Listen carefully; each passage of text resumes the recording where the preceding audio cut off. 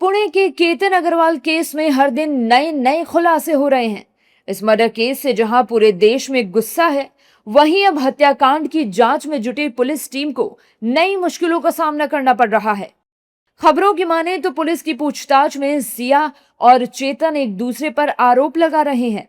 जहां चेतन सिया को मास्टरमाइंड ठहरा रहा है, वहीं सिया पूरा दोष चेतन पर मढ़ने की कोशिश कर रही है। सबसे पहले आपको केतन मर्डर केस से जुड़े 5 बड़े अपडेट बताते हैं। सिया और चेतन ने एक दूसरे पर साजिश रचने का आरोप लगाया। अपना मोबाइल छोड़कर किले पर गया था चेतन।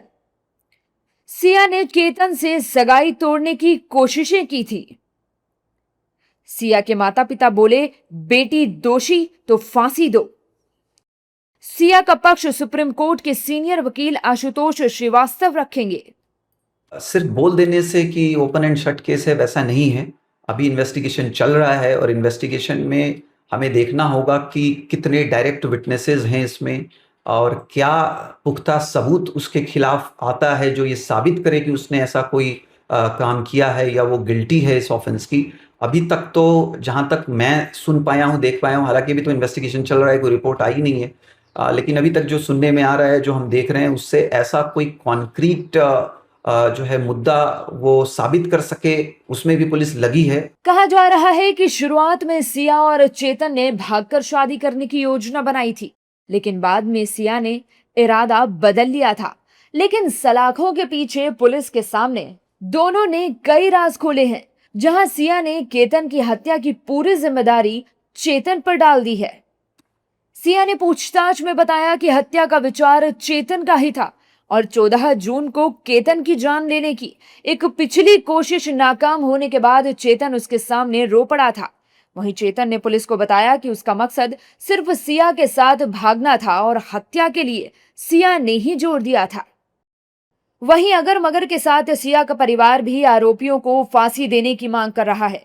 सिया के माता पिता एक सुर में बात कर रहे हैं, साफ तौर पर अपनी बेटी को दोषी नहीं मान रहे, लेकिन ये जरूर कह रहे हैं कि जो भी दोषी हो उसे फांसी की सजा हो। नहीं, मैं इस बात को नहीं मानती हूँ कि उसने एग्री किया है, क्या है किया है। बाकी अगर तहकीकात की तौर पे निकलता है कुछ जो भी दोषी, तो उसे सख्त से सजा दीजिए, या तो उसे फांसी की सजा दीजिए, या जहाँ केतन जी इसको उल्होगढ़ में गिरे हैं वहां से जो दोषी है उसको गिरा दीजिए। ये है कि जो भी है, जिसने जो भी ये किया है, उससे सख्त से सख्त सजा मिले। और जैसे हमारा केतन जिस किले से गिरा है, इसमें जो भी आरोपी पाया जाए, उसमें भले मेरी खुद की बेटी क्यों ना हो, उसे भी वहीं से धक्का दे दिया जाए।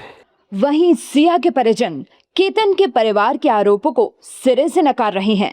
सर, सिया के बारे में तो हमसे बहुत कुछ छुपाया गया है। उसका एजुकेशन, उसका रहन सहन, उसका ड्रिंकिंग हैबिट, है कि उसका ड्रिंकिंग करते हुए वीडियो भी वायरल हो रहे हैं।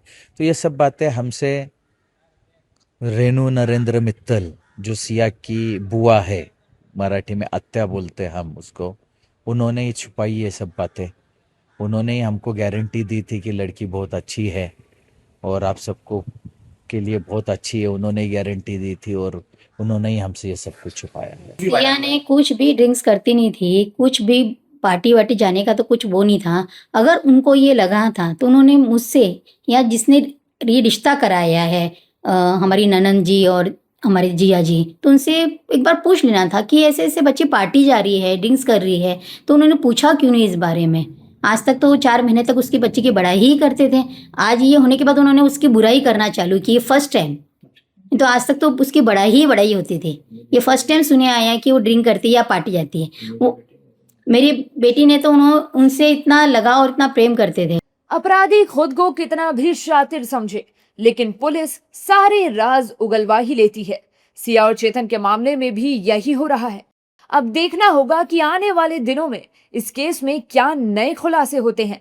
वैसे सिया के माता पिता की तरह पूरा देश केतन के कातिलों को फांसी के फंदे पर लटका देखना चाहता है।